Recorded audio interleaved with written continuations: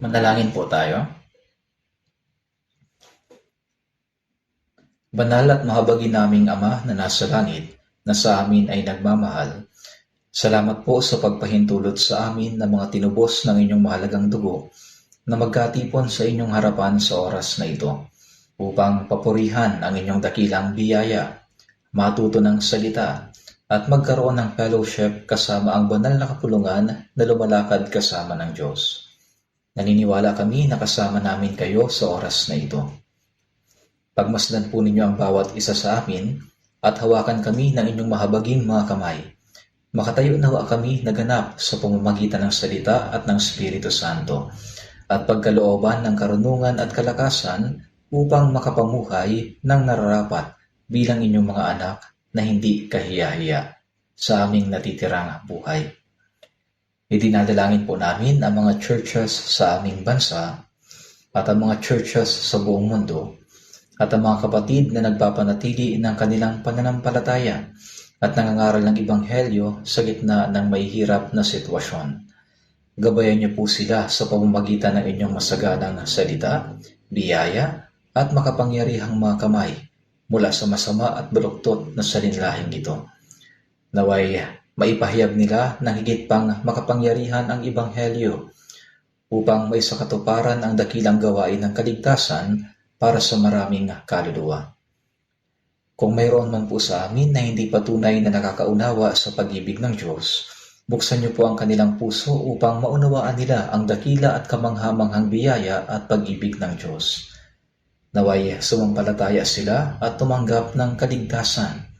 At gabayan niyo po kaming lahat upang ang natitira naming buhay ay maipamuhay naming sama-sama para sa kalooban at kalawalatian ng Diyos. Panginoon na nagbibigay sa amin ng kailangan naming salita sa tamang panahon at nagtuturo sa amin ng daan na dapat naming lakaran.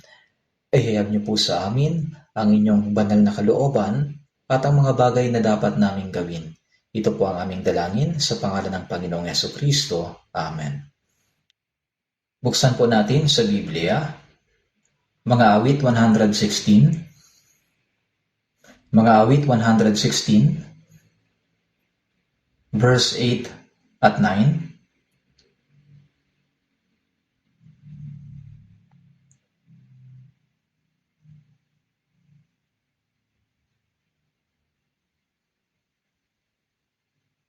Mga awit 116,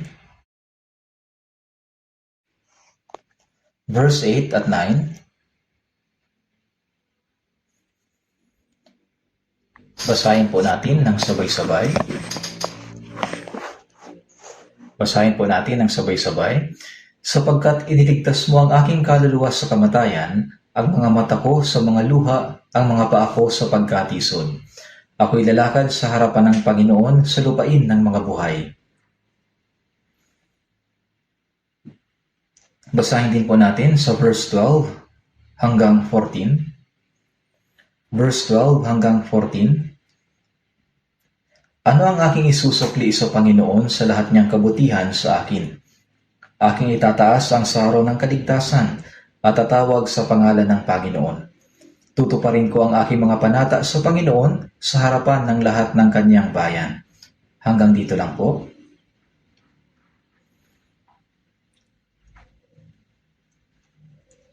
Mainit na talaga ang panahon ngayon, di ba? Sinasabi nila na kailangan ng init upang mahinog ng mabuti ang mga butil. Gayon din naman sa atin. Kapag dumaraan tayo sa iba't ibang paghihirap at mga pagsubok sa buhay, lalong lumalago ang ating pananampalataya. At tayo ay hinuhubog at sinasanay upang maging mga Kristiyanong karapat-dapat sa harapan ng Diyos.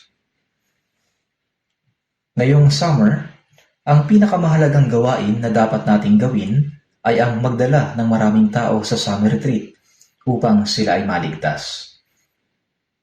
Isinugo ng Diyos ang kanyang bugtong na anak sa mundo, sa anyo ng tao.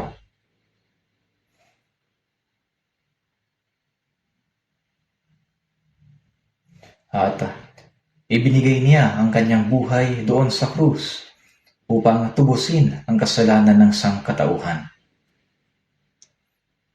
Kasabay nito, sa pamamagitan natin ng mga unang naligtas, ang Espiritu Santo ay nananahan at kumikilos sa atin upang ang Ebanghelyo ay maipahayag sa buong mundo.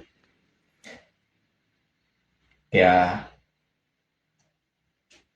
sinasabi sa mga Gawa, chapter 1, verse 8, tatanggap kayo ng kapangyarihan pagbaba sa inyo ng Espiritu Santo, at kayo magiging mga saksi ko sa Jerusalem, sa buong Judea at Samaria, at hanggang sa kaduluduluhang bahagi ng lupa.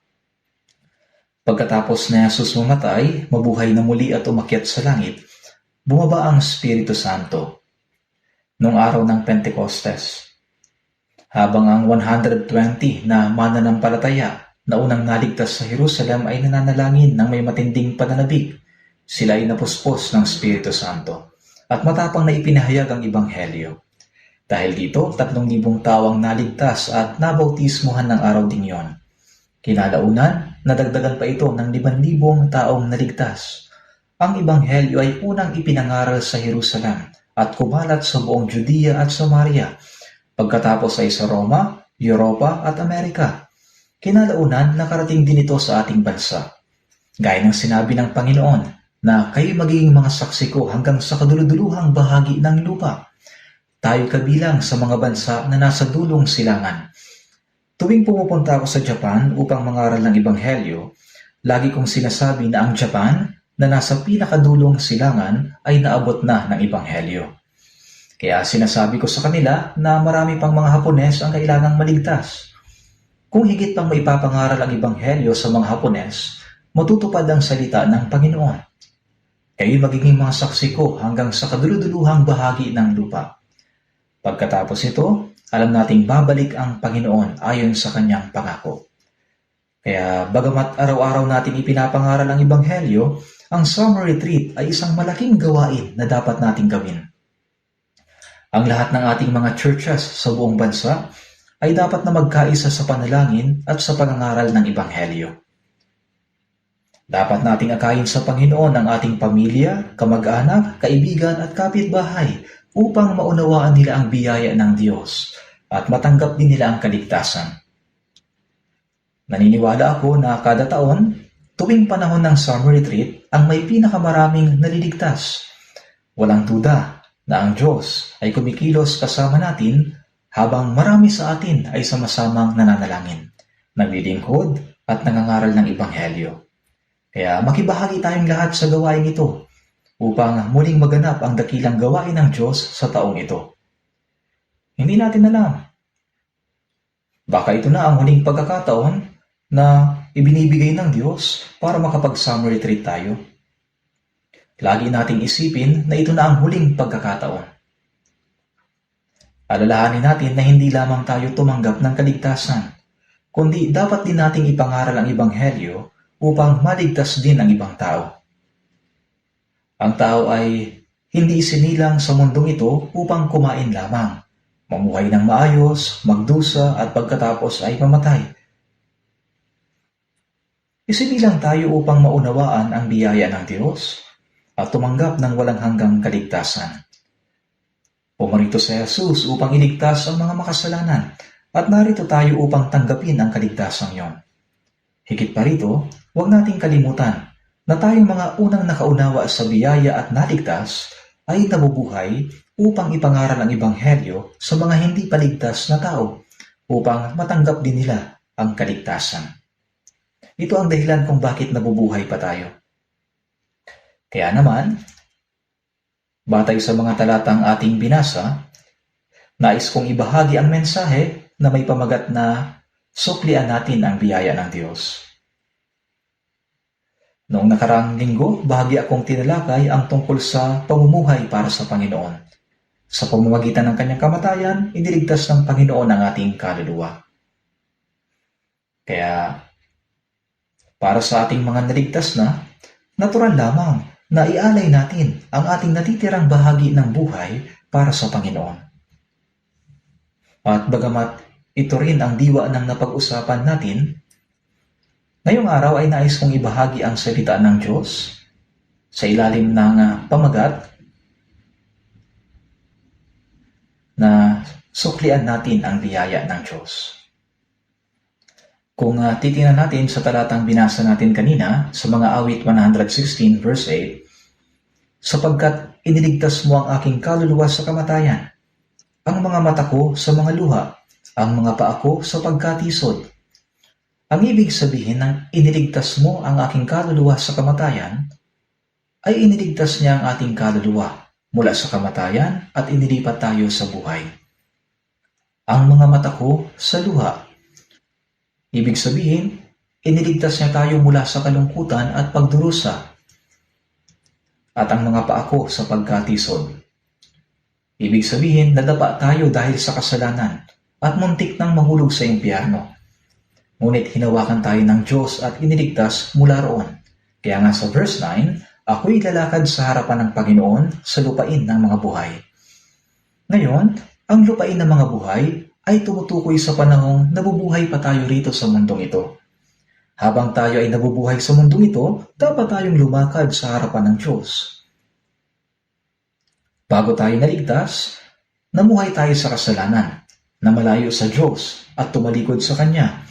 Ngunit ngayon, sa pamamagitan ng biyaya ng Diyos, naligtas ang ating kaluluwa at tayo ay tumanggap ng pag-ibig ng Diyos.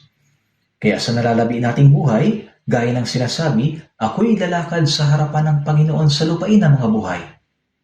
Ang Kristiyanong pamumuhay ay ang pamumuhay sa paraang karapat-dapat sa Diyos. Kaya nga, ako'y lalakad sa harapan ng Panginoon. Ibig sabihin, ang isang taong naligtas ay hindi na dapat mamuhay na malayo sa Diyos. Huwag nating kalimutan na tayo ay laging nasa harapan ng Diyos. Nakikita niya ang ating puso at ang lahat ng ating pamumuhay. Ang mga magulang, matapos isilang ang kanilang anak at palakahin ang mga ito, hindi sila nakakalimot sa kanilang anak. Patuloy nila silang binabantayan. Sa puso ng magulang ay nais nilang patuloy na magbigay ng pag-ibig, biyaya at tulong hanggang sa huli. Maging sa mga hayop, kung pagmamasdan natin sila, hindi nila inaalis ang kanilang mga mata sa kanilang mga anak. Binabantayan nila ang mga ito mula sa mababangis na hayop na maaaring tumangay sa kanilang mga anak. Kapag ang isang hayop ay mag-isa lamang, pag may dumating na mabangis na hayop, ang una nitong ginagawa ay tumakas at magtago. Ngunit, kapag kasama nito ang kanyang mga anak, makikita ninyo na handa itong lumaban. Handa itong lumaban sa mabangis na hayop. Bakit? Upang ipagtanggol ang kanyang mga anak.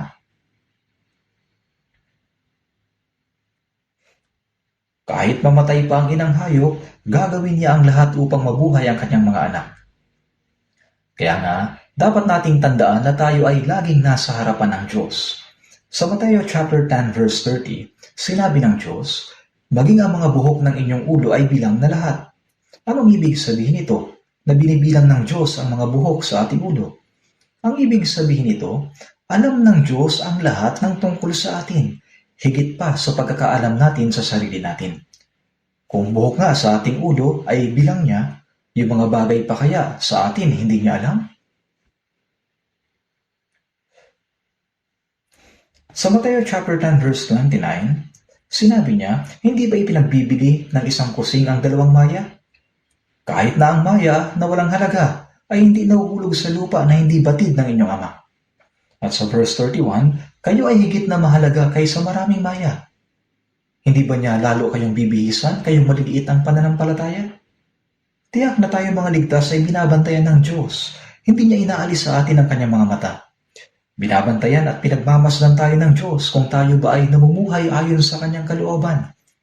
Kaya ang buhay pananampalataya ay ang paglakad sa harapan ng Panginoon sa lupain ng mga buhay. Kasabay nito, ang buhay na sinusuklian ng biyaya ng Diyos. Ano ang aking isusukli sa Panginoon sa lahat niyang kabutihan sa akin? Ang isang taong naligtas ay nalalaman kung gaano kadakila at kamangha-mangha ang biyaya ng Diyos. Upang iligtas ang miserableng makasalanan na humiwalay sa Diyos, na namumuhay sa kasalanan, at nakatagdang hatulan at itapon sa impyerno, isinugo ng Diyos si Jesus sa katawang tao. Si Jesus ay kapantay ng Diyos upang maging pantubos sa lahat ng kasalanan ng sangkatauhan at iligtas ang mga kaluluwa. Siya ay namatay sa krus bilang handog pangkasalanan. At pagkatapos na si Jesus ay mamatay at mabuhay na muli, nagpakita siya sa maraming tao upang sila'y maniwala na si Jesus ay ang Kristo, ang tagapagligtas. At pagkatapos magpakita sa maraming saksi, siya'y umakyat sa langit. Umalis siya na may pangakong babalik kapag ang ebanghelyo ay naipangaral na sa buong mundo. Tayo na mga nasa dulong bahagi ng silangan ay nabubuhay na ipinapangaral ang ebanghelyo sa huling tako. Kaya tiyak na ang Panginoon ay malapit nang bumalik. Kaya tayong mga naligtas, hindi natin ito dapat makalimutan kahit na sandali na tayo ay nabubuhay upang suklian ang biyaya ng Diyos. Nabubuhay tayo para suklian ang biyaya ng Diyos.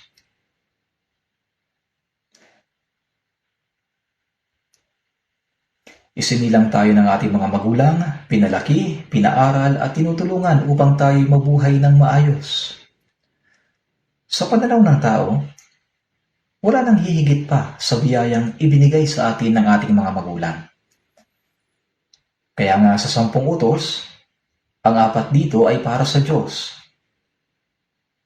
at 6 naman ang para sa kapwa-tao. At isa sa mga ito, ang igalang mo ang iyong ama at ang iyong ina. Bakit kailangan nating igalang ang ating magulang? Dahil kanila tayong isinilang, pinalaki at tinulungan. May kasabihan, sa 10,000 kasalanan, ang pinakamabigat ay ang pagiging walang utang na loob o kawalan ng galang sa sariling magulang. Alam niyo ba ang kasabihang ito? Ang anak na hindi nakakaunawa sa kabutihan ng kanilang magulang at sumusuway sa kanila, sa paningin ng Diyos, siya'y lumalabag sa isang dakilang kautusan. Kaya ang isang taong hindi marunong tumanaw ng utang na loob sa kanyang magulang ay nakalimot sa mahalagang tungkulin ng isang tao. Isang taong walang utang na loob. May mga tao na hindi lamang winawalang galang ang kanilang mga magulang, kundi sinasaktan pa sila. Lalo na kapag hindi sila napagbibigyan o natutulungan ayon sa kanilang inaasahan. May mga taong kayang lumaban at pumatay sa kanilang mga magulang. Ang kabutihan ng ating mga magulang ay dakilang biyaya sa pananaw ng laman. Ngunit ang biyaya ng Diyos ay hindi rito maikukumpara. Kahit na gaano pa kamahal ng magulang ang kanyang anak, hindi nila kayang mailigtas ang kanilang kaluluwa. Subalit upang mailigtas ang ating kaluluwa, isinugo ng Diyos ang kanyang anak sa katawang tao at hinayaang mamatay doon sa krus bilang handog na pantubos. Ito ay dakila at kamanghamanghang biyaya. Ngayon, sa talatang nabasa natin, sa mga awit 116 verse 12, sinabi rito, sa lahat niyang kabutihan sa akin. Upang iligtas tayo, iniwan niya ang kanyang kaluwalhatian sa langit at pumarito sa mundo. Nagdusa siya ng mga kahirapan na nararanasan ng tao at tinukso rin siya mismo. Upang iligtas ang sangkatauhan, bagaman siya'y walang kasalanan, siya'y nagdanas ng kamatayan tulad sa isang miserableng makasalanan. Nagdusa ng kahihiyan at ng matinding paghihirap sa krus. Dumanak ang lahat ng kanyang dugo at namatay para sa layunin ng pagdidigtas ng kaluluwa.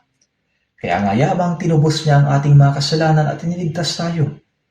Masasabi natin, ano ang aking isusukli sa Panginoon sa lahat niyang kabutihan sa akin? Upang masuklian ang biyayang iyon, tayo ngayon ay nabubuhay sa mundong ito. Mula nang tayo ay tumanggap ng kaligtasan, napakarami ng biyayang ipinagkaloob sa atin ng Diyos. Ngunit tayo ay napakahina upang masuklian ang lahat ng kanyang biyaya. At ang panahong ibinigay sa atin upang gawin iyon ay napakaikli. Hindi man natin kayang masuklian ng lubusan ng lahat ng kanyang biyaya, hindi man natin ito lubos na mabayaran, dapat pa rin tayong mamuhay na may layuning masuklian ng kanyang biyaya. May himno na ganito, ang biyayang ipinagkaloob mo dahil sa iyong pag-ibig, hindi ko man kayang suklian, sa mahina kong puso at hamak kong katawan, ikaw ay aking paglilingkuran. May ganitong himno. Hindi naman talaga natin kayang suklian ng lubos ang kanyang biyaya. Ngunit bagamat mahina ang ating puso at hamak ang ating katawan, sinasabi natin, mula ngayon, maglilingkod ako sa iyo, Panginoon. Ang pagiging lingkod ng Panginoon ay nangangahulugang wala na tayong sariling kalayaan upang mamuhay ayon sa ating sariling kagustuhan. Dapat nating gugulin ang nalalabi nating buhay para sa Panginoon. Kaya sinasabi sa atin ng Biblia kung gaano kahalaga ang mamuhay na sinusuklian ang biyaya ng Diyos. Tingnan natin sa mga awit 103 verse 2. Mga awit 103 verse 2. Mga awit 103 verse 2. Verse 2, basahin po natin. Purihin mo ang Panginoon o kaluluwa ko at huwag mong kalimutan ang lahat niyang mga biyaya. Ngayon, sinabi niya, kaluluwa ko. Tinatawag niya ang sarili niyang kaluluwa. Ang pag-ibig ng Diyos sa kanya at ang katotohanan iniligtas siya ng Diyos ang dahilan kung bakit niya sinabi, purihin mo ang Panginoon o kaluluwa ko. Sa ating pamumuhay sa pananampalataya, mayroong isang bagay na hindi dapat mawala. Ito yung pagpupuri sa Diyos. May hymnal tayo na ginagamit ngayon, di ba? Kung titinan ninyo ang paliwanag sa ibaba ng mga himno, makikita ninyo na ang mga nagsulat ng mga lyrics ay mga taong nakaunawa sa dakilang biyaya ng Diyos. Dahil sa pagkaunawa nila sa kanyang biyaya, isinulat nila iyon sa anyo ng mga tula. At pagkatapos ay nilapatan ng tono ang mga salitang iyon. At ito ngayon ang himnong ginagamit natin ngayon. Ang nilalaman nito ay papuri sa kanyang napakadakilang biyaya at pag-ibig. Sa tuwing inaawit natin ang mga himno, hindi lang dapat bibig ang umaawit. Ang ating puso at buong buhay ay dapat na maging papuri sa mata ng Diyos. Sinasabi sa Efeso chapter 1 verse 12, purihin ang kanyang kaluwalhatian. At sa Isaias 43 verse 21, ipahayag ang kanyang kapurihan. Kaya may mga talata na nagsasabing purihin ang kanyang kaluwalhatian at mayroon ding ipahayag ang kanyang kapurihan. Ang ibig sabihin ng ipahayag ay hindi lang bibig ang nagpupuri, kundi ang buo nating pamumuhay ay dapat maging isang pagpupuri para sa kaluwalhatian ng Diyos. Kung paano ang isang musikero ay naririnig ang himig sa pamamagitan lamang ng pagtingin sa piyesa ng musika, gayon din naman, kapag tinitingnan ng Diyos ang ating pamumuhay, ang bawat bahagi nito ay dapat maging isang pagpupuri sa kanyang biyaya at kaluwalhatian. May talatang nagsasabing, purihin ang kanyang kaluwalhatian at mayroon ding ipahayag ang kanyang kapurihan. Kaya ang buo nating pamumuhay ay dapat maging isang awit ng pagpupuri sa biyaya at kaluwalhatian ng Diyos. Kaya nga, purihin mo ang Panginoon o kaluluwa ko at huwag mong kalimutan ang lahat niyang mga biyaya.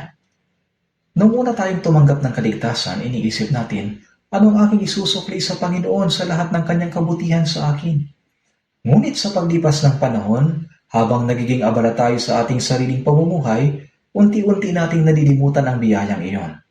Kaya sinabi ng Diyos, huwag mong kalimutan ang lahat niyang mga biyaya. Hindi natin dapat kalimutan ang mga iyon. Hindi natin dapat kalimutan ang biyaya ng Diyos. Buksan natin sandali sa Ikalawang Kronika. Ikalawang Kronika, chapter 32, verse 25. Ikalawang Kronika,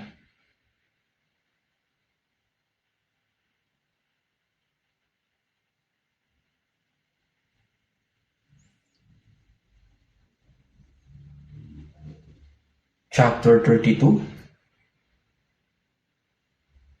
verse 25. Ikalawang Kronika, chapter 32, verse 25. Ngunit si Hezekias ay hindi tumugon ayon sa kabutihang ginawa sa kanya, sapagkat ang kanyang puso ay naging palalo, kaya't ang puot ay dumating sa kanya sa Juda at sa Jerusalem. Makikita natin dito si Haring Hezekias na hari ng Israel. Siya ay naging hari sa Jerusalem around 700 years bago dumating si Jesus. Sa panahon ng paghahari ni Haring Hezekias, isang pambihirang pangyayari ang naganap. Si Sennacherib na hari ng Assyria ay umahon kasama ng kanyang hukbo at pinalibutan ang Jerusalem. Dahil sila ay lubusang napapalibutan, walang taong makalabas ni makapasok sa Jerusalem. Hindi nagtagal, naubusan na sila ng makakain. Talagang nawalan sila ng pagkain. Dumating pa nga sila sa punto na kinain ng ilan sa kanila ang sarili nilang mga anak. Lubos silang pinaligiran upang huwag makatakas. At si Sennacherib na hari ng Assyria ay nagsugo ng isang opisyal upang isigaw ito. Sabi ng opisyal, "Sino sa palagay ninyo ang makapagliligtas sa inyo mula sa kamay ng dakilang hari ng Assyria? Inaakala ba ninyo na may liligtas kayo ng Diyos na inyong pinaniniwalaan?" Kasabay nito, nilait niya ang Diyos at nagpadala ng liham na nagbabanta na kung hindi sila susuko kaagad, papatayin silang lahat. Kaya itong si Haring Hezekias ay pumunta sa templo. Inilatag ang liham sa harap ng Panginoon at nanalangin. "Diyos ko, tingnan niyo to. Hinahamak ka ng hari ng Assyria. Anong gagawin niyo?" Pagkatapos ay dumating si Isaias na nagsasabing, "Huwag kang mag-alala. Sa gabing ito, lilipulin silang lahat ng Diyos." At ng gabing iyon, ang 185,000 na sundalo ng Assyria na nakapalibot sa Jerusalem ay namatay. Ang hukbo ng Israel ay hindi nagpakawala ng kahit na isang pana. Lumabas ang isang anghel, ang anghel ng Panginoon. Dumating at pinatay silang lahat. Ganito iningatan ng Diyos ang Israel. Sila'y tumanggap ng napakalaking biyaya.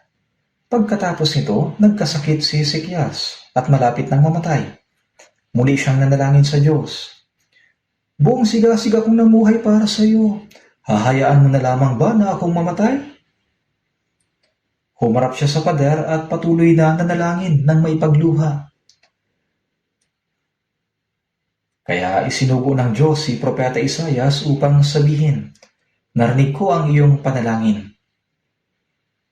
Dadagdagan ko pa ng 15 taon ang iyong buhay." Kaya hindi lang pinagaling ng Diyos ang isang taong malapit nang mamatay, kundi dinagdagan pa niya ng 15 taon ang buhay ni Hezekias.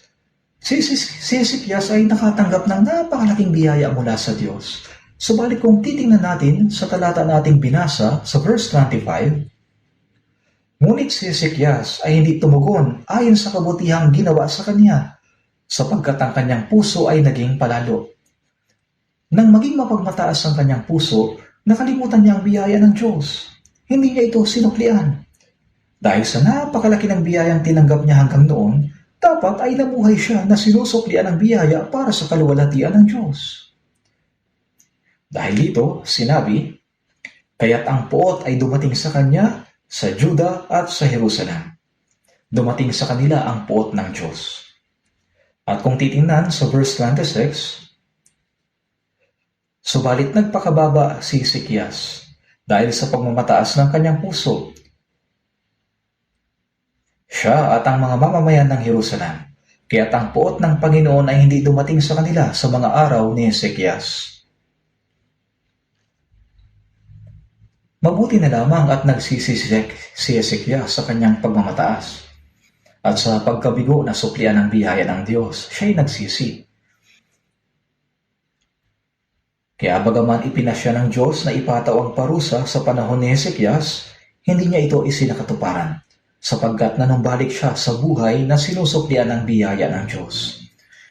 Sinasabi na pati ang mga tao ay nagpakumbaba din. Alam ba ninyo na isang malaking kasalanan para sa mga taong tumanggap ng biyaya ng Diyos ang hindi suklian ang kanyang biyaya? Ito'y malaking kasalanan ang hindi suklian ang biyaya ng Diyos. Kung iisipin natin ang kabutihan ng ating mga magulang, paano natin ito lubos na masusuklian? Kahit na gaano pa natin sila paglingkuran at alagaan, hindi natin kailanman lubos na masusuklian ng lalim ng kanilang pagmamahal. Kung ganoon, gaano pa kaya ang biyaya ng Diyos? Pag-isipan natin ang kadakilaan ng biyayang iyon.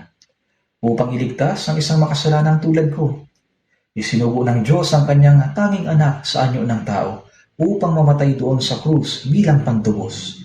Dumanag ang kanyang dugo upang mapatawad ang ating mga kasalanan magpakailanman. Tinulungan niya tayo na maunawaan ang biyaya at maligtas sa pamamagitan ng pananampalataya. Hindi natin dapat kalimutan ang sigaw sa awit 116 verse 12, ano ang aking isusukli sa Panginoon sa lahat niyang kabutihan sa atin.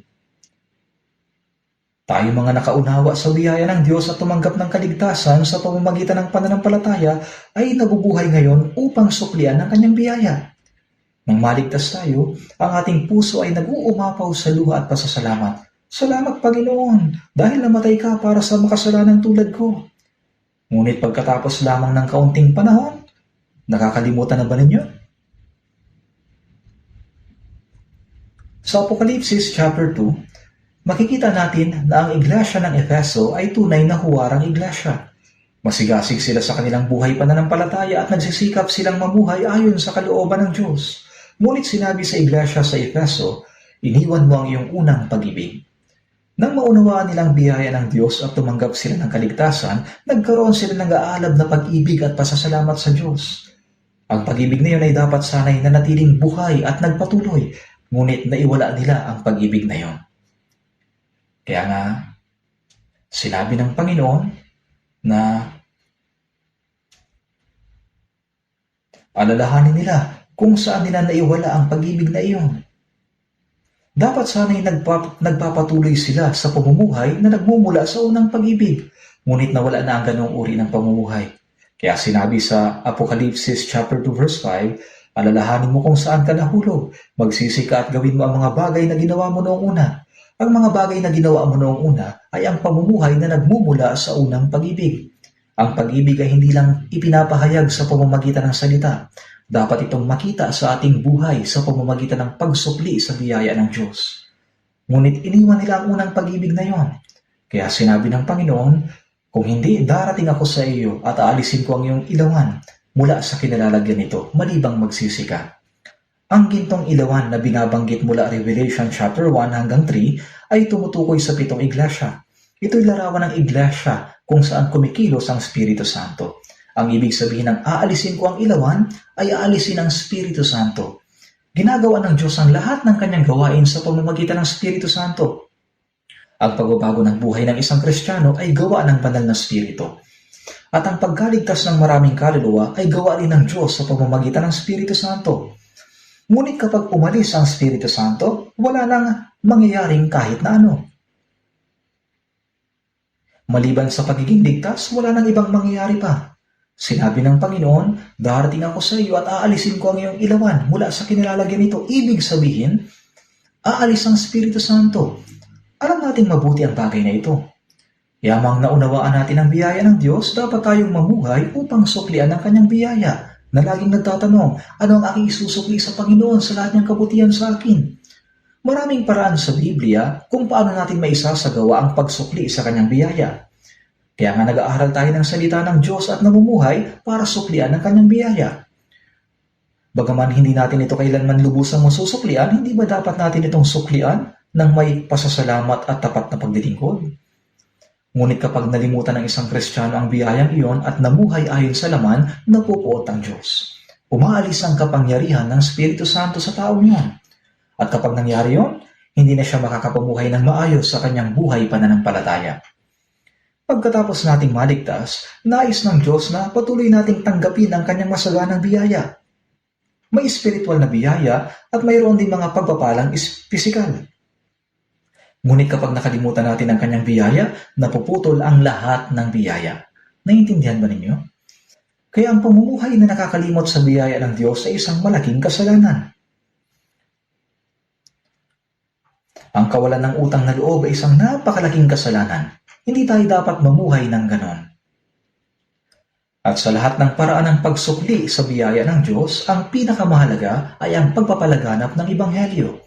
Ang ipahayag ang Ebanghelyo upang maraming kaluluwa ang maligtas. Yan ang pinakamahalagang paraan ng pagsukli sa biyaya ng Diyos.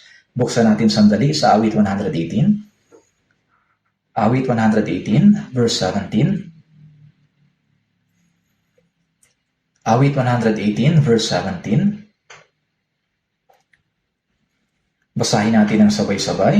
Hindi ako mamamatay, kundi mabubuhay, at ang mga gawa ng Panginoon ay isasalaysay. Hindi ako mamamatay, kundi mabubuhay. Pagkatapos maligtas, may mga taong nagsasabi, sana mamatay na kaagad ako. Kapag dumaranas sila ng kahirapan, sinasabi nila, gusto ko nang makapunta agad sa piling ng Panginoon. Maaaring magkaroon ng ganitong pag-iisip. Maging si Apostol Pablo ay ilang ulit na nagsabi ng ganoon. Napakarami niyang tiniis na paghihirap, kaya ilang beses din niyang hinangad na makapunta na sa piling ng Panginoon. Ngunit pagkatapos nating maligtas, kung dahil lamang sa kaunting kahirapan ay nanaisin na nating mapunta agad sa piling ng Panginoon, malaking pagkakamali ang ganoong pag-iisip. Dapat muna tayong mamuhay ng wasto upang suklian ang biyaya ng Diyos, hindi ba? Hindi pa nga natin na isasabuhay ang ating pananampalataya ng tama, gusto na kaagad nating humarap sa Panginoon. Kaya nga sinasabi sa Awit 118 verse 17, hindi ako mamamatay kundi mabubuhay. May dahilan kung bakit kailangan pa nating mabuhay. Marami pa tayong kailangan gawin, hindi ba? Kaya nga sinasabi ng Awit 118:17, hindi ako mamamatay kundi mabubuhay at ang mga gawa ng Panginoon ay isasalaysay. Anong mga gawa? Ang mga gawang ginawa ng Diyos. Ano ang mga ginawa ng Diyos? Nilikha niya ang langit at ang lupa. Nilikha niya ang lahat ng bagay at siyang namamahala sa buong sangnilikha. Ngunit higit pa ron, ang pinakadakilang gawa ng Diyos ay ito, ang pagsugo sa kanyang tanging anak sa mundo upang pasanin ang kasalanan ng sanlibutan, at siya'y namatay sa krus bilang handog pantubos sa kasalanan. Ibinuhos niya ang kanyang mahalagang dugo upang ating mga kasalanan ay mapatawad magpakailanman.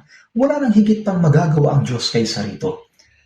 Kung maililigtas tayo ng Diyos sa pamamagitan lamang ng pagsasalita, bakit pa niya isinugo ang kanyang bugtong na anak upang mamatay sa krus?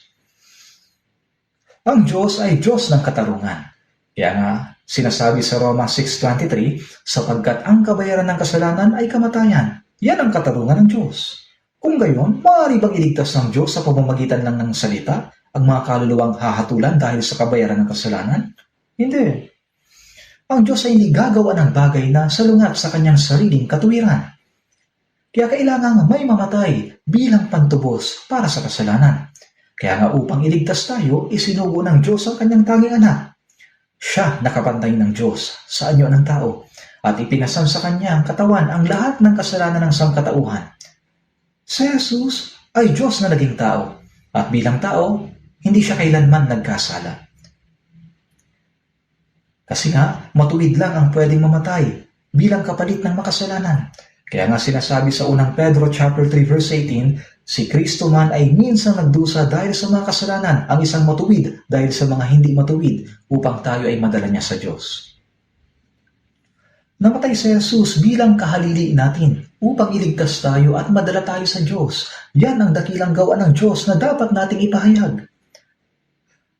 Yan ang kanyang gawa na dapat nating isalaysay sa iba. Yan ang pinakamahalagang gawain na dapat nating gawin.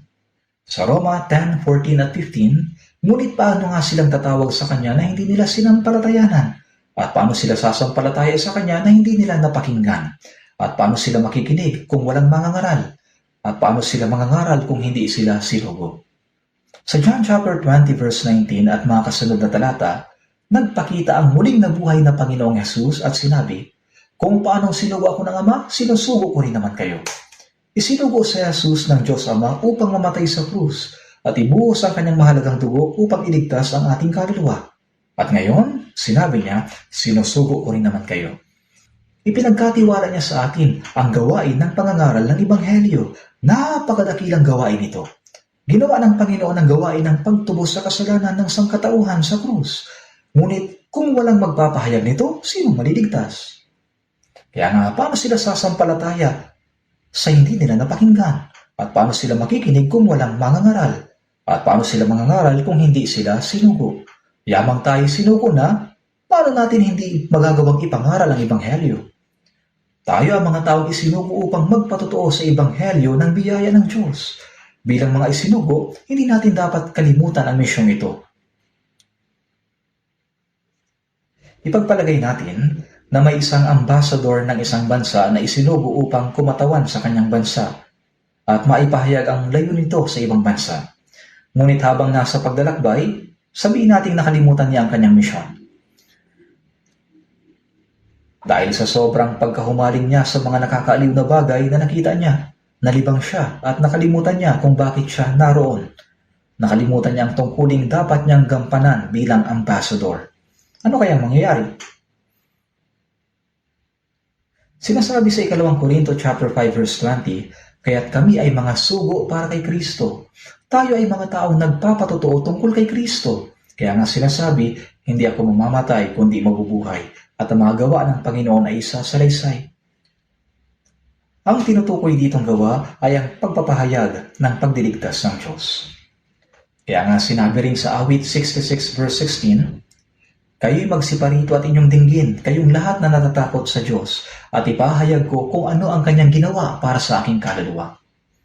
Alam nating lahat kung ano ang ginawa ng Diyos para sa ating kaluluwa, hindi ba? Kaya dapat nating ipahayag ito. Kayo'y magsiparito at inyong dinggin, kayong lahat na natatakot sa Diyos, at ipahayag ko kung ano ang kanyang ginawa para sa aking kaluluwa. Ang pinakamahalagang paraan ng pagsukli sa biyaya ng Diyos ay ipahayag ang dakilang gawa ng Diyos, ang biyaya ng kaligtasan. Hindi ba't upang iligtas tayo mga makasalanan, isinakripisyo ng Diyos maging ang kanyang bugtong na anak hanggang sa kamatayan doon sa krus? Kung hindi natin ipapahayag ang Ebanghelyo, mawawala ng kabuluhan ang sakripisyong iyon. Kaya kailangan natin ipahayag ang Ebanghelyo upang huwag mawala ng kabuluhan ang sakripisyo ni Jesus. Kung ang isang magsasaka ay nagtanim ng binhi, ngunit nang hinugda ang mga pananim ay hindi mo inani at hinayaan mo na lamang na mabulok, masasayang lang ang lahat ng kanyang pinaghirapan.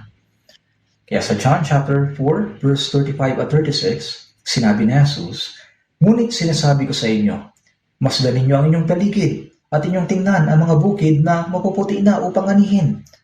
Ang umaani ay tumatanggap ng upa. Ang umaani ay tumutukoy sa mga taong naligtas na nagsisilbing mag-aani ng mga kaluluwa. Sinabi pa, ang umaani ay tumatanggap ng upa at nagtitipon ng bunga para sa buhay na walang hanggan. Kapag ipinapangaral natin ang Ebanghelyo, tayo ay nagtitipon ng mga bungang nagdadala sa buhay na walang hanggan. Ang Panginoong Jesus ay naging tulad ng isang butil ng trigo na namatay sa krus upang maisakatuparan ang gawain ng kaligtasan. At tayo naman ang mga umaani na nagdadala ng mga tao upang matanggap ang kaligtasang naihanda na niya. Kaya noong 18th century, nang aktibong isinasagawa ng mga Puritans ang World Mission, ganito ang kanilang naging panawagan. Anihin natin ang bunga ng pagpapagal ng kordero. Ibig sabihin, ang kordero ng Diyos ay namatay na sa krus at ibinuhos ang kanyang mahalagang dugo upang iligtas ang sangkatauhan. Kaya dapat nating tipunin ang bunga ng kanyang pagpapagal. Kung hindi natin ito aanihin, magiging tila walang kabuluhan ang pagpapagal ng kordero. Ang napakahalagang pananagutang ito ay ipinagkatiwala niya sa atin. Kaya sinabi ni Jesus sa Mateo, anong mapapakinabang ng tao kung makamtan niya ang buong sanlibutan ngunit mawawala naman ang kanyang buhay? Ang buhay o kaluluwa na sinabing higit na mahalaga kaysa buong mundo ay hindi tumutukoy sa pisikal na buhay na tumatagal lamang ng ilang dekada. Ang tinutukoy nito ay ang ating kaluluwa. Upang iligtas ang ating kaluluwa, ang tanging anak ng Diyos ay namatay sa krus. Ganoon kalaki ang pag-ibig ng Diyos sa atin at ganoon kadakila ang kanyang sakripisyo. Halimbawa, kung may isang taong naglaan ng napakalaking puhunan upang maisakatuparan ang isang gawain, ngunit kung ang layunin nito ay hindi matutupad, mawawalan ng saysay ang lahat ng ipinuhunan. Tulad nito, isinagawa ng Diyos ang gawain ng kaligtasan sa pamamagitan ng napakalaking sakripisyo. Kaya kung hindi natin ipapahayag ang katotohanan yon, anong mangyayari? Kung paano ang ating sariling kaluluwa ay napakahalaga, ganoon din ang kaluluwa ng ibang tao. Kaya dapat natin ipahayag sa kanila ang Ebanghelyo. Kaya sinasabi sa Hebreo, paano nga tayo makakatakas kung ating pababayaan ang ganito kadakilang kaligtasan? Gayon kadakilang kaligtasan. Ibig sabihin, ang pagdiligtas sa ating kaluluwa ang pinakadakilang gawa sa lahat ng ginawa ng Diyos. Higit pa ito sa paglikha ng langit at lupa. Ano pa bang gawa ang mas dakila kaysa rito? Ang kaligtasang ito ay natamo natin sa pamamagitan ng pagsasakripisyo ng kanyang bugtong na anak. Wala nang mas dakilang gawa kaysa rito. Kaya hindi man natin lubos na naunawaan, napakadakila ng kaligtasang tinanggap natin. Kahit tayo ng mga naligtas ay hindi pa ito ganap na naunawaan. Subalit, ang kaligtasang ito ay madalas na itinuturing na parang isang pangkaraniwang bagay lamang. Noon, minsan, nangaral ako sa probinsya ng Jolanando. Maraming kabataan ang tumanggap ng kaligtasan at halos lahat ng miyembro ng choir ay naligtas din. Ngunit sinabi nung kanilang elder sa akin, bakit masyado niyong pinapahalagahan? Kaligtasan lang naman yan. Kaya sabi ko, ano pong sabi niyo? Mayaman ang elder na yon. Pinagmamalaki niya na nakapagpatayo siya ng maraming gusali ng simbahan. Ngunit nang makita niyang tuwang-tuwa ang mga kabataang tumanggap ng kaligtasan sa pamamagitan ng Ebanghelyo, sinabi niya, kaligtasan lang naman yan. Ganoon na lang ba kababa ang halaga ng kaligtasan? Kaya agad ko siyang hinarap at sinabi, anong sabi niyo? Kaligtasan lang naman yan? Ganoon lang ba kababa ang halaga ng kaligtasan? At napagtanto niya nagkamali siya, kaya sabi niya, nagkamali ako ng nasabi. Humingi siya ng paumanhin, ngunit sa kaibuturan ng kanyang puso, para sa kanya, kaligtasan lang naman yan. Maraming tao ang hindi tumatanggap ng kaligtasan sapagkat minamaliit nila ang napakadakilang kaligtasan ito. Kung naunawaan natin na gayon kadakila ang ating kaligtasan, hindi ba dapat nating ituring ang kaligtasan ng iba na gayon din kahalaga? Alam ba ninyo kung gaano kadakila ang makapag-akay ng kahit na isang tao tungo sa kaligtasan? Ang ating oras, mga ari-arian, sariling kaginhawaan, kahit na ibigay pa natin ang ating buhay upang mailigtas ang isang kaluluwa, ito'y hindi kawalan, kundi malaking pakinabang. Ang bugtong na anak ng Diyos ay namatay upang iligtas ang isang makasalanang tulad ko. Kung mamamatay ako alang-alang sa pag-akay ng isa pang kaluluwa sa kaligtasan, napakadakilang bagay niyon sa paningin ng Diyos. Sa panahon ng unang iglesia na mababasa sa aklat ng mga gawa, wala na isa man sa mga apostol ang namuhay ng komportable at namatay ng payapa. Lahat sila'y naging martir habang nangangaral ng Ebanghelyo. At hindi lamang ang mga apostol. Makikita natin sa Gawa chapter 8 na nagkaroon ng matinding pag-uusig sa iglesia sa Jerusalem. Matapos patayin si Esteban dahil sa pangangaral ng salita ng Diyos, sinabi sa Gawa chapter 8 verse 1, ng araw na yun, nagkaroon ng malawakang pag-uusig laban sa iglesia na nasa Jerusalem. At lahat ay nagkahiwa-hiwalay sa buong lupain ng Judea at Samaria maliban sa mga apostol. Ang pagkalat nila sa iba't ibang dako ay hindi dahil sa takot sila na mapatay ng mga Hudyo, kundi dahil isinugo sila upang ipangaral ang Ebanghelyo. Kaya magiging saksi ko sa Jerusalem, sa buong Judea at Samaria hanggang sa kaduluduluhang bahagi ng lupa, subalit nagkakatipon-tipon lang sila sa Jerusalem. Kaya nang dumating ang pag-uusig, naging tulad ito sa paghampas sa apoy upang apulahin, lalo pang kumalat ang mga baga, at mas mabilis na kumakalat ang apoy. Gayon din. Tingnan natin sa Aklat ng Gawa, chapter 8, verse 4.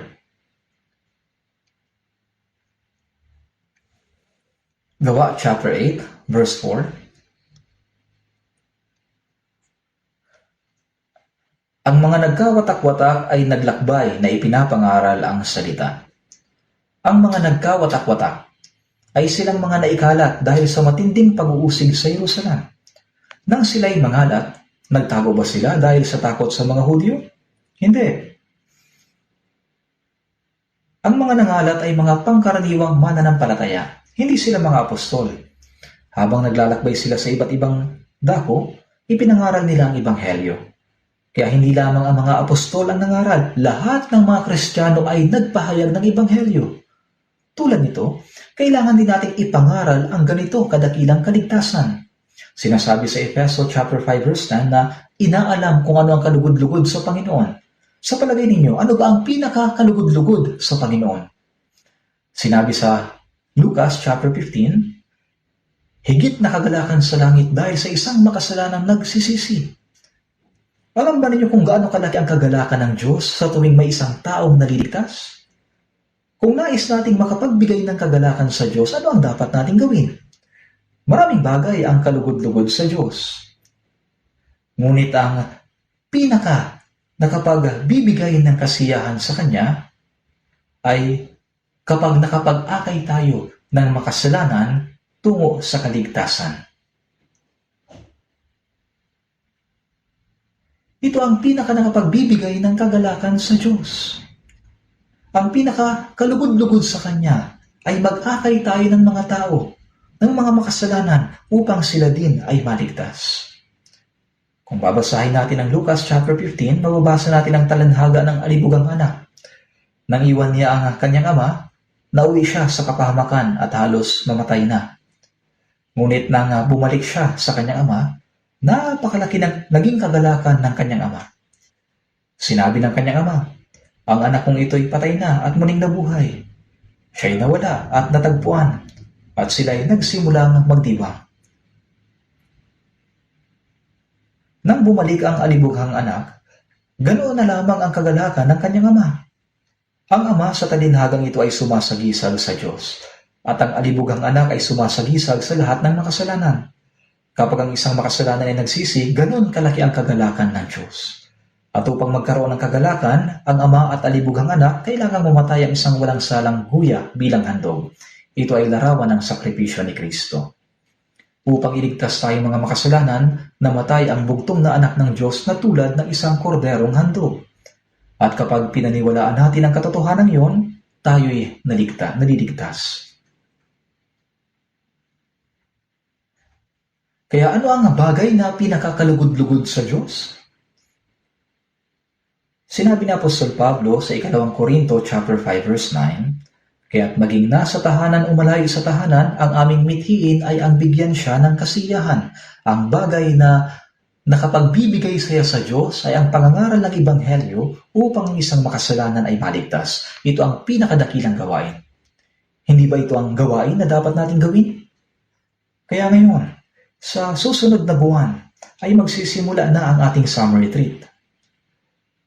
Kaunti na lamang ang natitirang panahon bago ito magsimula.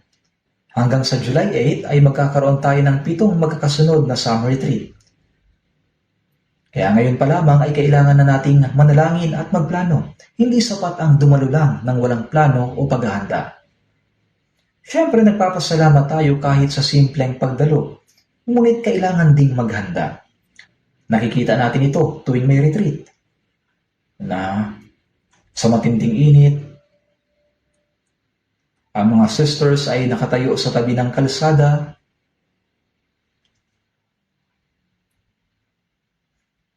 Habang nabibilad ay kumakaway at gumagabay sa mga dumarating. May mga naglilingkod sa kusina sa tabi ng may init na kaldero. May mga gumagawa ng may hirap na gawain tulad ng paghuhugas ng maraming pinggan. Mayroon ding mga brothers na nagpupuyat sa gabi para magbantay at magbigay ng seguridad. Lahat sila ay kusang loob na nagtutulungan upang ang maraming tao ay makapakinig ng Ebanghelyo at makatanggap ng kaligtasan. Ang bawat isa ay gumagawa ng kanilang tungkulin. Para saan? Upang makibahagi rin sila sa gawain ng pagpapahayag ng Ebanghelyo sa abot ng kanilang makakaya. Isipin ninyo kung gaano ito kaganda sa paningin ng Diyos at kung gaano siya nagagala. Kung wala ang pagpapagal at sakripisyo ng mga kapatid na yon, paano magkakaroon ng mga taong maliligtas? Kapag ang mga newcomers na matagal na nating inaanyayahan ay sa wakas pumunta sa retreat, ang una nilang napapansin ay ang gusali. Namamangha sila at nasasabi, paano nagkaroon ng ganito kalaking building sa gitna ng bundok? Yun ang unang ikinakagulat nila. Pagkatapos ay may isa pa silang ikinakagulat. Sa matinding init ng araw, ngayong tag-araw, Samantalang ang ibang tao ay pumupunta sa tabing dagat o sa mga malalamig na lugar upang magbakasyon at magsaya, bakit napakaraming tao ang nagtitipon sa kabundukan? Ano ang dahilan bakit ang dami nilang nagsasama-sama dito? Nagugulat sila. Para yatang medyo kakaiba ang mga taong ito, iniisip nila. Ang mga patak ng pawis ay dumadaloy sa kanilang mukha, pero ang mga labi nila ay malalaki ang ngiti. Kakaiba, pero hindi naman sila mukhang baliw. Pagkatapos, kapag nakinig na sila sa pangangaral ng salita ng Diyos, lalo silang namamangha. At hindi sila basta-basta umaalis. Nananatili sila doon hanggang sa matanggap nila ang kaligtasan. Mga kapatid, maraming tao ang sama-samang nananalangin, nagtutulungan at naglilingkod. Doon kumikilos ang Diyos. Sinasabi sa Efeso chapter 3 verse 20, ayon sa kapangyarihang gumagawa sa atin. Ang kapangyarihan ng Diyos ay kumikilos sa gitna natin. At sinabi pa, ngayon sa Kanya na makakagawa ng higit na sagana kaysa lahat ng ating hinihingi o iniisip. Ang Diyos ay gumagawa sa gitna natin. Kaya naman, kapag sama-sama tayong nananalangin, nagtutulungan at nagpapagal, kumikilos ang Diyos sa gitna natin. Hindi nangyayari ang gawain ng kaligtasan dahil lamang sa mahusay mangaral ng isang pastor. Hindi ito magiging posible kung wala ang panalangin, pagpapagal at pagtutulungan ng maraming brothers and sisters. At sa gitna ng pagkakaisang yon, ang Diyos ay kumikilos. Kaya tayong mga naligtas, hindi ba pwedeng hindi makibahagi sa gawain na ito? Ang dapat nating isipin, may bahagi ako na dapat gampanan. May magagawa ako para sa gawain ng Ebanghelyo. May mga nagsasabi, kahit hindi ako gumawa, marami namang ibang gagawa. Oo, meron. Pero ganyan din ba ang isasagot mo pagharap mo sa Panginoon?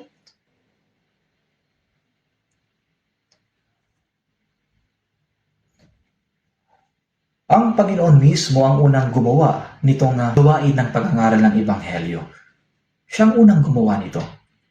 Buksan natin sa Biblia. Marcos chapter 1, verse 14. Marcos chapter 1, verse 14. Marcos chapter 1, verse 14.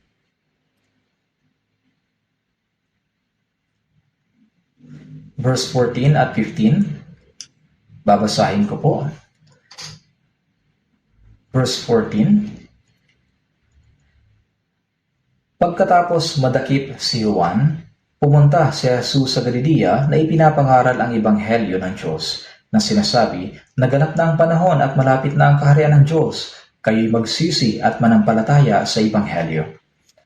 Matapos ang 30 taon ng pribadong buhay ni Jesus bilang isang karaniwang tao, nagsimula ang kanyang 3.5 taon ng pampublikong ministeryo. Pagkatapos siyang mabautismohan ni Juan na tagapagbautismo sa ilog Jordan, pumunta si Jesus sa Galilea na ipinapangaral ang Ebanghelyo. Ngayon, ano ang unang ginawa ni Jesus sa kanyang pampublikong ministeryo? Ang unang ginawa niya ay ang ipangaral ang Ebanghelyo ng Diyos. Ito ang unang ginawa ni Jesus, ang ipangaral ang Ebanghelyo ng Diyos. Sinabi niya, naganap na ang panahon at malapit na ang kaharian ng Diyos, kayo magsisi at manampalataya sa Ebanghelyo. Naganap na ang panahon. Sa Lumang Tipan ay ipinangako na darating ang Kristo at gaya ng sinasabi sa Galatia chapter 4, subalit nang dumating ang ganap na kapanahunan, isinugo ng Diyos ang kanyang anak na ipinanganak ng isang babae at ipinanganak sa ilalim ng kautusan upang tubusin ang mga nasa ilalim ng kautusan. Nang sumapit ang tagtang panahon na itinakda ng Diyos, dumating ang Kristo. Kaya nga, dumating si Jesus ayon doon sa nakasulat. Naganap na ang panahon at malapit na ang kaharian ng Diyos. Ang pagtanggap kay Jesucristo ay pagtanggap sa kaharian ng Diyos sa ating puso, hindi ba? Kaya sinabi niya, malapit na ang kaharian ng Diyos. Kayo ay magsisi at manampalataya sa Ebanghelyo. Ang pagsisisi ay ang pagkilala ng tao kung gaano siya kahabag-habag na makasalanan sa harapan ng Diyos. Ito ang pagtalikod sa kanyang dating kalagayan. Ang salitang pagsisisi ay binubuo ng dalawang bahagi. Pagkilala na tayo ay makasalanan, pagtalikod at pagbalik. Yung naging malungkot ka lamang dahil sa kasalanan ay hindi patunay na pagsisisi. Ano ba ang ginawa ni Judas Iscariote matapos niyang ipagkanulo si Jesus? Nang umalis ang diablo sa kanyang puso ay natauhan si Judas.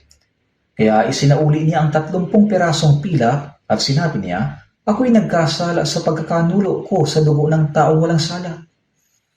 Ngunit sinabi nila sa kanya, "Ano naman sa amin, ikaw ang bahala diyan." Kaya itinapon ni Judas sa templo ang 30 pirasong pilak at umalis.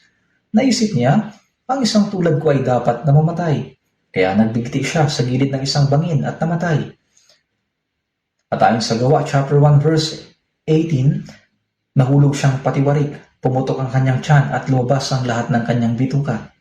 Ang pag-iyak lamang at pagdadalamhati dahil sa kasalanan ay hindi tunay na pagsisisi. Isipin ninyo, gaano kaya katindi ang dusa at hirap na naramdaman ni Judas para magbigti at magpakamatay? Paulit-ulit niyang inisip, ang taong tulad ko'y nararapat mamatay. Ngunit yun ba ang tunay na pagsisisi? Hindi. Nalungkot lamang siya at hindi siya bumalik sa Diyos. Ang tunay na pagsisisi ay ang pagtalikod at pagbabalik sa Diyos.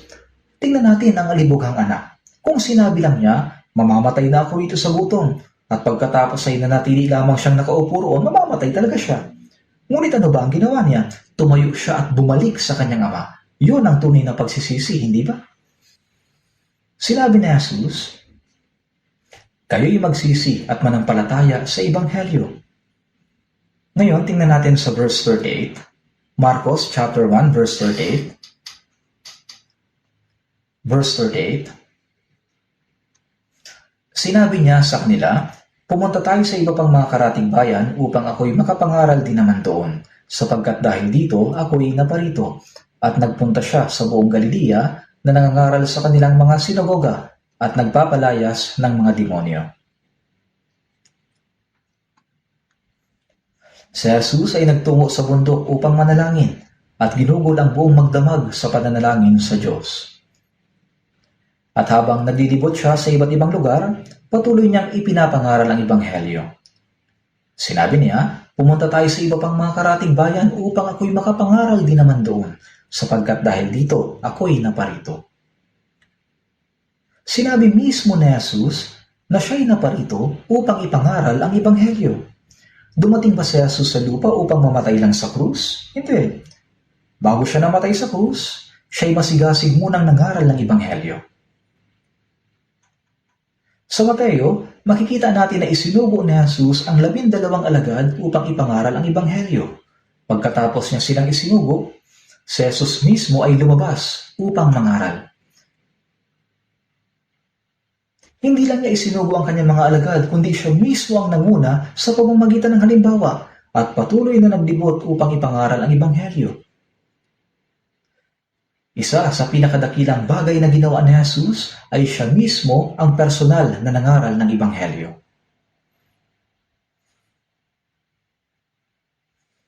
Buksan po natin sa ikalawang Timoteo, chapter 4. Ikalawang Timoteo, chapter 4.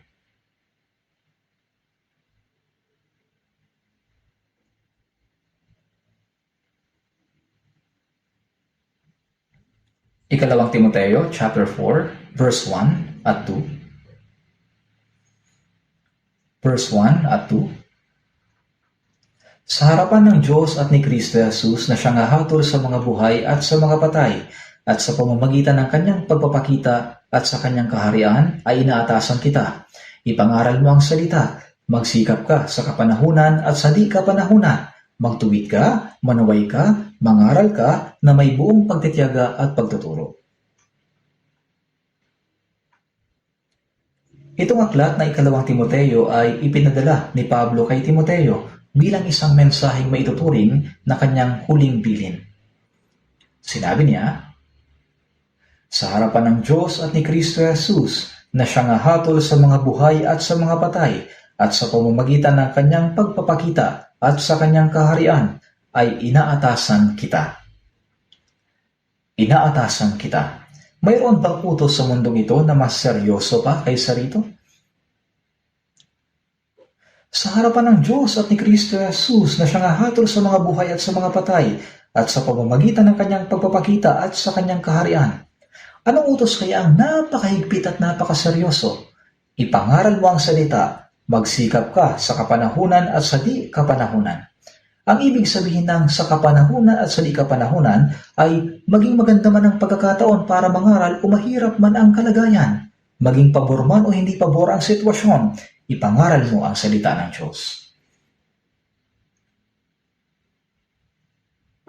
Bago namatay si Apostol Pablo, ibinigay niya ang napakahigpit na huling utos na ito kay Timoteo. Ngunit ang salitang ito ay ibinigay din sa atin. Sa harapan ng Diyos at ni Kristo Jesus na siyang hahatol sa mga buhay at sa mga patay at sa pamamagitan ng kanyang pagpapakita at sa kanyang kaharian, ipangaral mo ang salita. Ngayon, wala ba tayong pananagutan? Pagkatapos maligtas, ayos lang ba na mamuhay tayo ng pabaya hanggang sa tawagin na tayo ng Diyos? Hindi. Napakarami pa nating gawain na dapat gawin. Alam ba ninyo kung gaano karaming tao ang namamatay sa mundong ito nang hindi man lamang nagkaroon ng pagkakataong marinig ng malinaw ang Ebanghelyo, yung Ebanghelyo makapagliligtas sa kanila?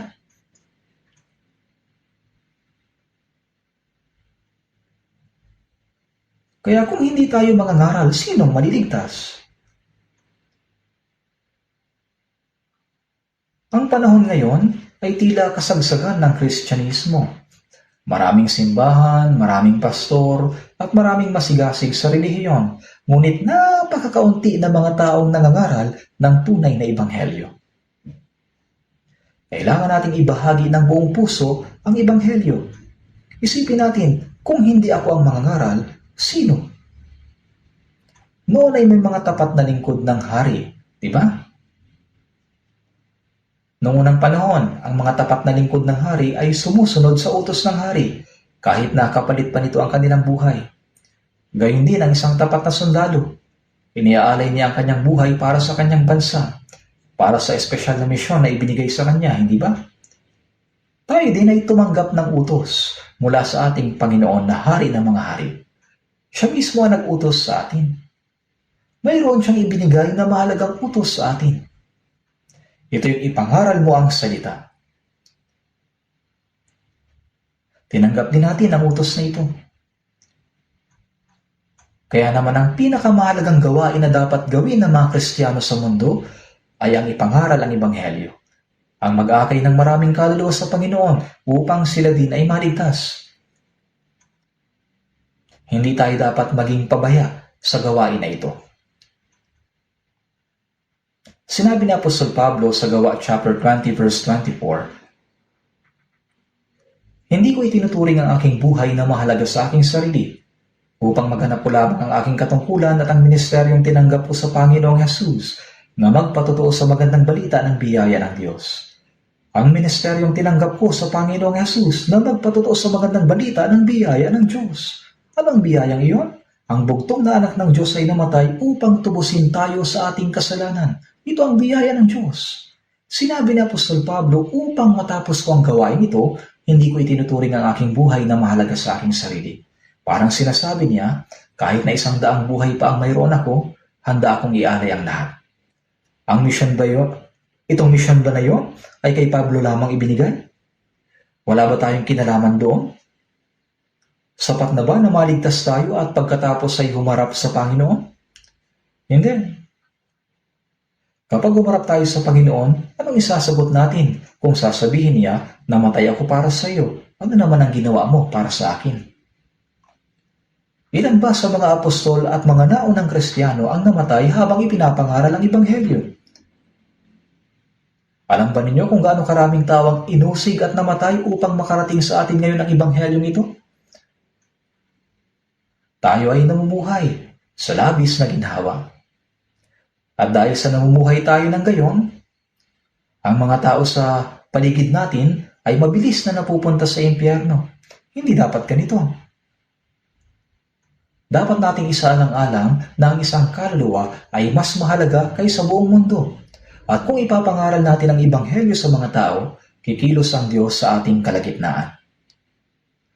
Ang Diyos ay hindi gumagawa sa mga taong walang interes at walang pakialam sa gawain ng Diyos. Sa mga taong walang pagnanais na magsakripisyo para sa Ebanghelyo. Ang Diyos ay walang ginagawa sa pamamagitan ng gayong mga tao. Hindi siya makakagawa ng anumang bagay sa pamamagitan nila. Nais ng Diyos na magsagawa ng mas dakilang gawain sa pamamagitan natin. Ngunit sinabi ni Apostol Pablo, hindi ko itinuturing ang aking buhay na mahalaga sa aking sarili. Ngayon, buksan natin sa 2 Korinto chapter 11, verse 23.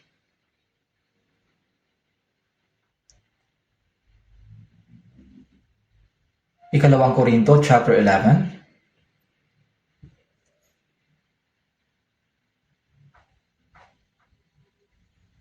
verse 23. Verse 23. 2 Korinto chapter 11, verse 23. Sila ba'y mga ministro ni Kristo? Ako'y nagsasalita na parang isang baliw. Lalo pa ako na mas maraming pagpapagal, mas maraming pagkabilanggo, nang di mabilang na bugbog at malimit na mabingit sa kamatayan. Sa mga Hudyo ay 5 ulit akong tumanggap ng 40 hagupit, kulang ng isa. 3 ulit na ako'y hinampas ng mga pamalo, minsan ako'y pinagbabato. 3 ulit na ako'y nawasakan ng barko. 1 araw at 1 gabi nga ako'y nasa laot. Nasa madalas na paglalakbay, nasa panganib sa mga ilog, panganib sa mga magnanakaw, panganib sa aking mga kababayan, panganib sa mga hintil, panganib sa lungsod, panganib sa mga ilang, panganib sa dagat, panganib kasama ng mga huwad na kapatid, sa pagpapagal at hirap, sa mga pagpupuyat, sa gutom at uhaw, madalas na walang pagkain, giniginaw at hubad. Bukod sa mga bagay na nasa labas, ako'y araw-araw na nabibigatan sa alalahanin para sa mga iglesia. Hindi lamang sa salita sinabi ni Apostol Pablo na hindi niya pinahalagahan ang kanyang buhay alang-alang sa pangangaral ng Ebanghelyo, hindi lang sa salita. Makikita ito sa kanyang buong pamumuhay. Sinabi niya, maraming pagkabilanggo, malimit na mabingit sa kamatayan. 5 beses nakatanggap ng 40 hagupit, kulang ng isa. 3 beses hinampas ng pamalo. Ang paghampas gamit ang pamalo ay napakabigat na parusa.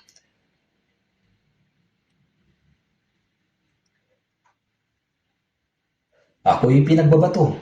Siya'y itinapon nila sa pag-aakalang siya'y patay na, ngunit siya'y nakaligtas at nagpatuloy sa pangangaral ng Ebanghelyo. Nakaranas siya ng maraming panganib, at sa pagpapagal at hirap, sa mga pagpupuyat, sa gutom at uhaw, madalas na walang pagkain, giniginaw at hubad. Gaano karaming pagdurusa ang tiniis ni Apostol Pablo? Sa gitna ng gayong mga kahirapan, ang Ebanghelyo ay naipangaral. Ngunit tayo ay namumuhay na maginhawa.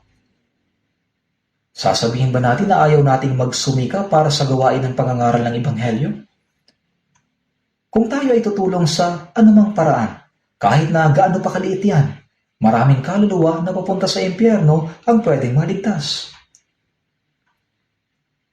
Hindi tayo dapat maging maramot sa gawain ng pangangaral ng Ebanghelyo.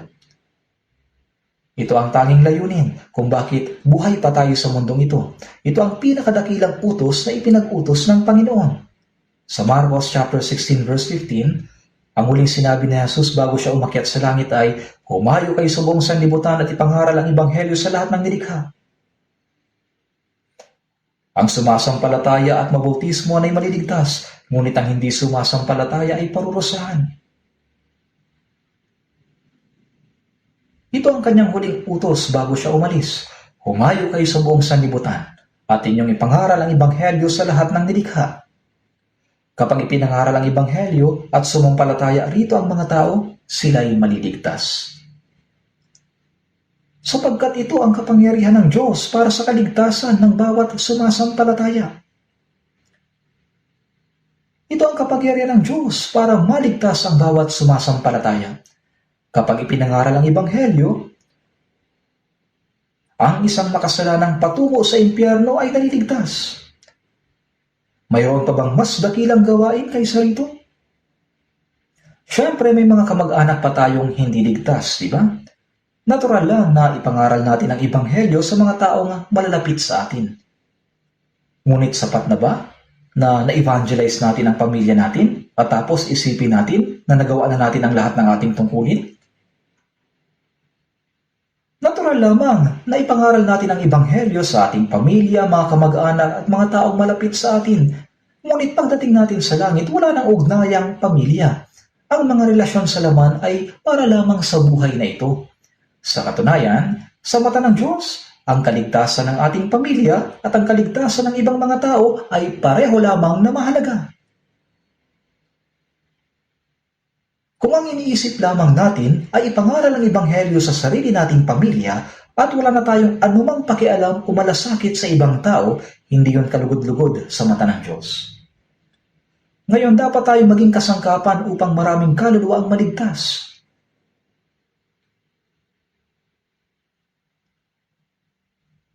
Kaya sa Roma chapter 16 verse 3-4, sinabi ni Apostol Pablo, "Batiin ninyo si Priscilla at si Aquila na aking mga kamanggagawa kay Kristo Jesus na ipinain ang kanilang leeg para sa aking buhay." Sina Priscilla at Aquila ay mga Hudyong naligtas. Nang si Pablo ay nangaral ng Ebanghelyo sa Korinto, naglingkod silang kasama niya.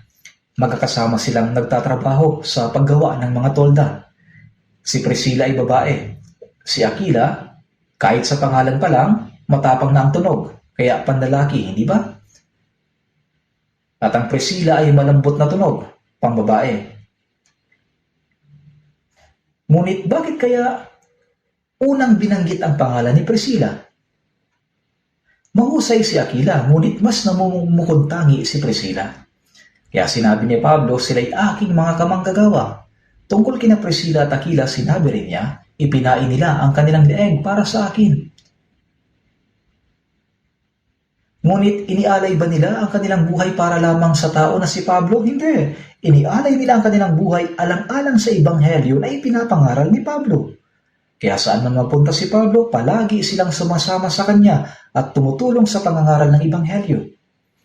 Talagang kahanga-hanga sila. At sa Filipos chapter 4 verse 3, mababasa natin na may mga kapatid na babae sa iglesia sa Filipos. Sinabi ni Pablo, sila'y nagpagal na kasama ko sa Ebanghelyo.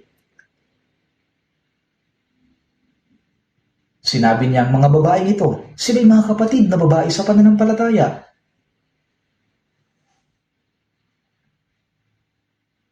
May mga sisters na nagsumikap kasama ni Pablo sa gawain ng Ebanghelyo. Sinabi pa niya, inyong tulungan ang mga babaeng ito sapagkat sila'y nagpagal na kasama ko sa Ebanghelyo. Tinukoy ni Apostol Pablo ang mga babaeng ito sapagkat sila'y nagpagal na kasama niya sa Ebanghelyo. Aking mga kamanggagawa, may mga kapatid na babaeng aktibong naglingkod at nagsumika para sa pagpapalaganap ng Ebanghelyo. Hindi ba't noong nagdalakbay si Jesus kasama ng kanyang mga alagad, may mga babaeng tumutulong sa kanya at sa kanyang mga alagad? Gaya ng mababasa natin sa Lucas chapter 8, at nang si Jesus ay ipako sa krus, may mga sisters na sumunod sa kanya hanggang sa paanan mismo ng krus. Hanggang ngayon, marami pa rin mga kapatid na lalaki at mga kapatid na babae na sama-samang nagsisikap para sa gawain ng Ebanghelyo. At sa Colossus chapter 4 verse 11, matapos banggitin ni Pablo ang ilang tao, sinabi niya, ang mga ito lamang sa aking mga kamanggagawa sa kaharian ng Diyos. Mga taong sama-samang gumagawa para sa kaharian ng Diyos. Mga taong habang namumuhay sa mundong ito ay sama-samang gumagawa para sa kaharian ng Diyos. Hindi ba't napakaganda ng ganitong paglalarawan? Hindi na kailangang maghangad na maging kahanga-hanga ayon sa pamantayan ng mundong ito. Ang mas mahalaga na habang nabubuhay tayo sa lupa ay maging mga taong gumagawa para sa kaharian ng Diyos. Mga taong nabubuhay sa material ng mundong ito ngunit naglilingkod para sa mga espiritual na bagay. Mga taong nabubuhay sa panahon ngunit gumagawa para sa walang hanggan. Hindi ba't kamangha-mangha? Para sa mga Kristiyano, anumang trabaho o hanap buhay ang mayroon tayo, ito ay isang pamamaraan lamang upang maisakatuparan ang layunin ng ating buhay na ipangaral ang Ebanghelyo. Ang gawain ng pangangaral ng Ebanghelyo, ito ang dapat nating gawin. Si Kristo na kapantay ng Diyos ay iniwan ang posisyon ng kaluwalhatian. Siya ay nagbihis ng anyong tao, pumarito sa lupa, at tinapos ang gawain ng kaligtasan sa pamamagitan ng pagiging masunurin hanggang sa kamatayan sa krus. Dahil sa biyayang ating tinanggap, tayo na mga naligtas ay dapat mangaral ng Ebanghelyo. Ang mga hindi paligtas ay nabubuhay sa mundong ito upang maligtas. Hindi nga lang nila alam yon, di ba? Kaya nga, matyagang naghihintay ang Diyos hanggang sa sila ay maligtas. Pagkatapos maligtas, bakit pa ba tayo nabubuhay sa mundo? Nabubuhay ba tayo dahil hindi pa tayo namamatay? O dahil may kasiyahan pa tayong hinahanap sa mundong ito? Hindi. Nabubuhay tayo upang maligtas ang iba pang tao. Ito ang isang hindi maitatangging katotohanan. Kung gayon, ano ang dapat nating gawin? Sa Ezekiel chapter 3 verse 17, sinabi ng Diyos kay Ezekiel, "Anak ng tao, ginawa kitang bantay sa sambahayan ni Israel. Tuwing makakarinig ka ng salita mula sa aking bibig, bigyan mo sila ng babala mula sa akin. Kapag aking sinabi sa masama, ikaw ay tiyak na mamamatay at hindi mo siya binigyan ng babala upang iligtas ang kanyang buhay, ang gayong masamang tao ay mamamatay sa kanyang kasamaan, ngunit ang kanyang dugo ay aking sisingilin sa iyong kamay. Gayunman, kung iyong balaan ng masama at siya hindi tumalikod sa kanyang kasamaan, siya ay mamamatay sa kanyang kasamaan, ngunit iniligtas mo ang iyong buhay." Kung hindi natin ipapangaral ang Ebanghelyo, may pananagutan tayo. Ang hindi pangangaral ng Ebanghelyo ay may kaakibat na pananagutan. Naunawaan ba ninyo? Sinabi na Apostol Pablo sa unang Korinto chapter 9 verse 16, "Sapagkat kung ipinangangaral ko ang Ebanghelyo, kahabag-habag ako kung hindi ko ipangaral ang Ebanghelyo."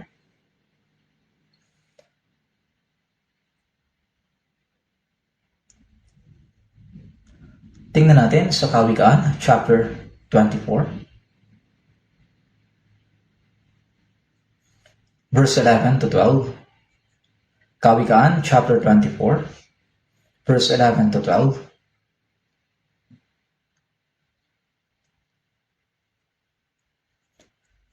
Verse 11 at 12.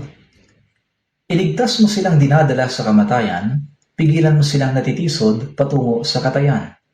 Kung iyong sinasabi, narito, hindi naman namin ito nalalaman. Hindi ba niya alam ang sa mga puso'y tumitimbang? At siyang nagbabantay sa iyong kaluluwa, hindi ba niya nalalaman? At ang bawat tao ayon sa gawa niya, ay hindi ba niya gagantihan?" Napakalalim ng kahulugan ng talatang ito. Iligtas mo ang mga dinadala patungo sa kamatayan. Ang mga hindi paligtas ay mapupunta sa impyerno. Hanggang sa araw na ito, gaano karaming tao ang araw-araw nauhulog sa impyerno? Iligtas mo silang dinadala sa kamatayan, pigilan mo silang natitisod patungo sa katayan. Huwag ninyo silang hayaang mapunta sa impyerno. Ito ang ibig sabihin nito. Huwag ninyo silang hayaang mapunta sa impyerno. Kung iyong sinasabi, narito, hindi naman namin ito nalalaman, hindi ba niya alam ang sa mga puso'y tumitimbang at siyang nagbabantay sa inyong kaluluwa, hindi ba niya nalalaman? Ang ganitong mga pagdadahilan ay hindi maitatago sa Diyos. Gaya ni Cain, pagkatapos niyang patayin si Abel, sinabi niya, "Hindi ko alam, ako ba ang tagapagbantay ng aking kapatid?" Ngunit sinabi ng Diyos, "Ang tinig ng dugo ng iyong kapatid ay dumadaing sa akin." Maaaring wala tayong pinatay na tao na tulad ng ginawa ni Cain. Ngunit kung may kaluluwang patungo sa kapahamakan at pwede sanang maligtas, ngunit hindi natin tinulungan o ibinahagi sa kanya ang Ebanghelyo, mayroon tayong pananagutan sa harapan ng Diyos. Mayroon tayong pananagutan. Ipagpalagay nating may isang taong nalulunod. Kung tinulungan ko lamang siya kahit kaunti, maaari sana siyang mabuhay. Pero dahil abala ako o dahil iniisip ko, pag lumusong ako sa tubig, mababasa ang suot kong damit at basta na lamang aalis, ano kaya ang sasabihin sa akin ng taong nalunod? Duwag ka. Kung tinulungan mo lang sana ako kahit na kaunti, nabuhay sana ako. Wala kang pinagkaiba sa taong pumatay sa akin. Hindi ba't ganyan ang sasabihin niya? Hindi ba ninyo nalalaman na kapag namatay ang taong hindi ligtas ay mapupunta sa impyerno?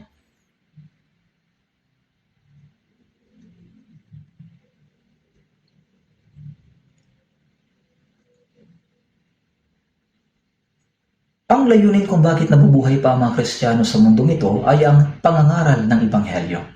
Ito ang pinakadakilang utos ng Panginoon. Ito ang misyong ipinagkatiwala niya sa atin. Kaya masasabi ba nating hindi ito mahalaga? Ang pangangaral ba ng Ebanghelyo ay para lamang sa mga pastor at ministro? Lahat ng Kristiyano ay mangangaral. Ang mga pastor at mga ministro ay mga taong nakatalaga sa pangangaral ng Ebanghelyo. May mga taong ganap na nakatalaga sa gawain ng pangangaral. At hindi nila inilalaan ang kanilang sarili sa ibang gawain. Ngunit tayo mga Kristiyano ay may iba't ibang gawain sa mundo. Tayo ay nagtatrabaho, nagnenegosyo at naghahanap buhay upang kumita. Para saan? Para sa Ebanghelyo. Kung hindi man tayo makapunta bilang mga misyonero, maaari naman tayong tumulong sa pagpapadala ng mga misyonero. Alam ba ninyo kung gaano kalaki ang kailangan upang maipadala at masuportahan ang isang pamilyang misyonero? Kung hindi tayo makakapunta mismo, maaari tayong magkaroon ng puso na magsabi, ako ang magpapadala sa kanila. Gamitin natin ang lubos, ang oras na ibinigay sa atin. At sa darating na retreat, naway maraming kaluluwa ang maligtas upang magbigay ng kagalakan at kaluwalhatian sa Diyos.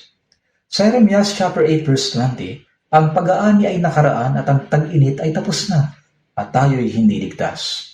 Lumipas na ang panahon ng pag-aani at malapit na ang taglamig, ngunit hindi pa rin sila naliligtas.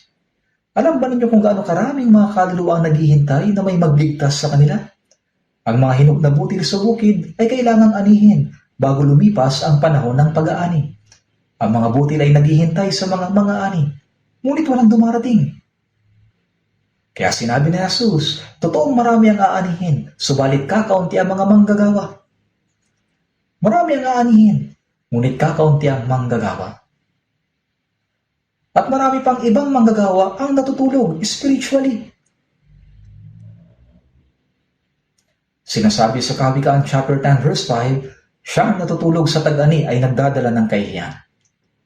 Bago magtapos ang panahon ng anihan, hindi ba dapat nating tipunin kahit isang uhay ng butil?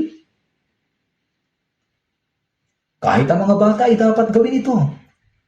Malapit nang matapos ang huling pag-aani.